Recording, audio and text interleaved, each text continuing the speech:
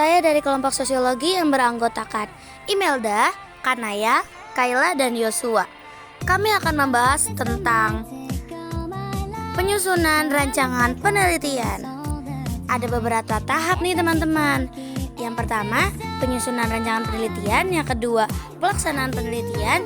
Yang ketiga, penyusunan laporan penelitian.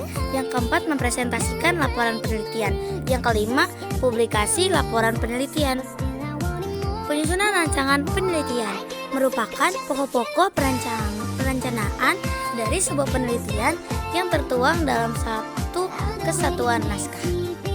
Rancangan penelitian sangat berguna bagi peneliti agar penelitiannya dapat berjalan benar, lancar, dan memberikan hasil yang baik. A. Menentukan masalah atau topik yang akan diteliti. Adapun hal-hal yang perlu diperhatikan dalam merumuskan topik yang baik adalah sebagai berikut nih teman-teman.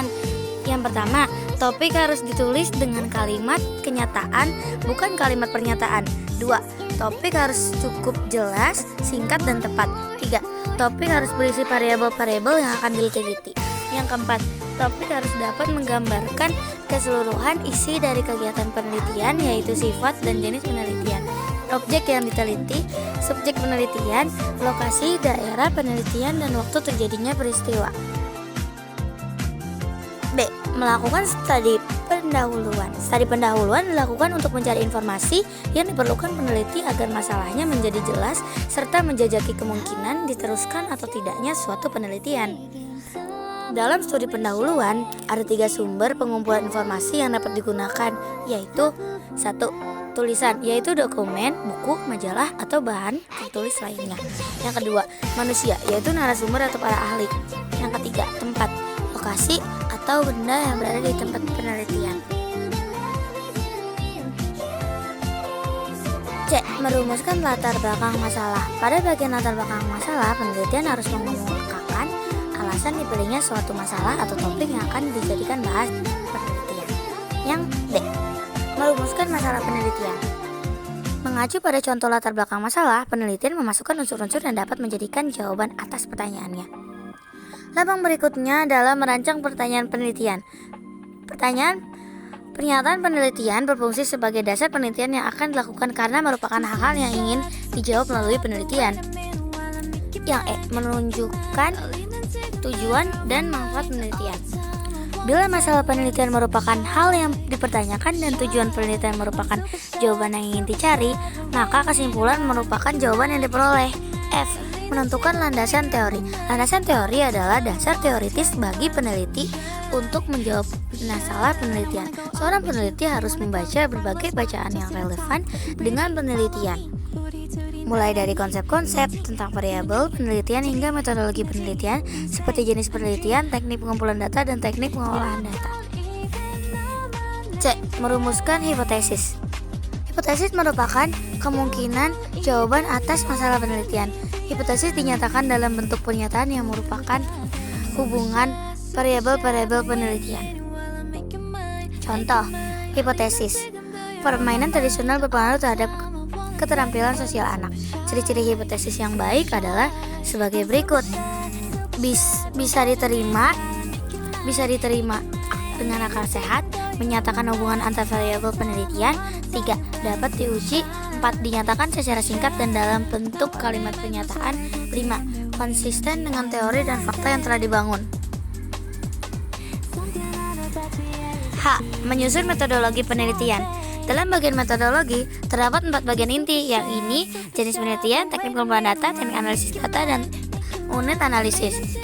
Pelaksanaan penelitian. Rancangan penelitian merupakan pokok-pokok perencanaan dari sebuah penelitian yang tertuang dalam suatu kesatuan naskah. Rancangan penelitian sangat berguna bagi peneliti agar penelitiannya berjalan dengan lancar. A. Menentukan dan menyusun instrumen penelitian. Instrumen penelitian sangat tergantung pada jenis dan dari mana data diperoleh. Berikut adalah jenis-jenis data. Data primer, data yang didapat langsung dari lapangan atau laboratorium. Data sekunder, data yang diperoleh suatu organisasi perorangan melalui pihak lain. Data kualitatif, data yang tidak berbentuk angka. Data kuantitatif, data yang berbentuk angka. Data internal, data yang mengembangkan keadaan suatu organisasi. Data eksternal, data yang menggambarkan sesuatu di luar organisasi. Mengumpulkan data merupakan kegiatan mencari data di lapangan yang akan digunakan untuk menjawab permasalahan penelitian. C. Analisis data. Pada penelitian kuantitatif, analisis data pada umumnya dilakukan dengan metodologi statistik. Penyusunan laporan penelitian. Syarat-syarat penulisan laporan antara lain: A. Penulis laporan harus mengetahui kepada siapa laporan ini akan ditujukan. B. Laporan penelitian harus ditulis secara lengkap. C. Dalam mengumpulkan hasil penelitian, peneliti harus menggunakan bahasa yang komunikatif sehingga dapat dipahami pembaca. D. Laporan penelitian merupakan elemen penting dalam proses kemajuan ilmu pengetahuan. Bagian pendahuluan ada halaman judul, kata pengantar, daftar isi, daftar tabel, gambar, dan grafik. Isi laporan: 1. Bab pendahuluan, 2. Bab kerangka, 3. Bab metodologi, 4. Bab hasil penelitian, 5. Bab kesimpulan. Bagian penutup: daftar pusaka, lampiran, dan indeks. Presentasi laporan penelitian. Tujuan dari kegiatan diskusi adalah untuk memperkuat isi laporan sebelum laporan hasil penelitian dipresentasikan kepada kalangan yang lebih luas melalui kegiatan publikasi. Jenis diskusi panel yang dilakukan sekelompok orang membahas satu topik yang menjadi perhatian umum. Simposium yang diselenggarakan untuk membahas prasaran mengenai suatu masalah. Seminar, pertemuan untuk membahas suatu masalah di bawah pimpinan